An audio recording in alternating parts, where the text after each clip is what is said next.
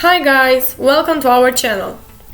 In this tutorial I'm gonna show you how to uninstall FIFA.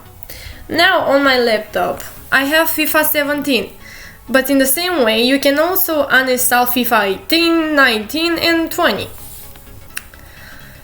To uninstall your FIFA, enter your origin account.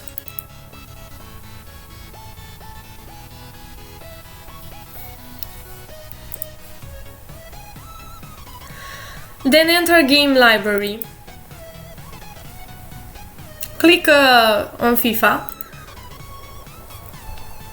Go on your settings, click settings and click uninstall. Click yes and your game is uninstalled. Forwards I'm gonna show you on another way to uninstall FIFA. Go on search and type control panel. Click on it, go on your programs and click uninstall a program.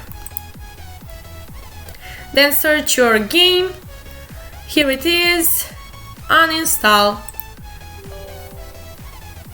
and click yes. And that's it. Thank you so much for watching.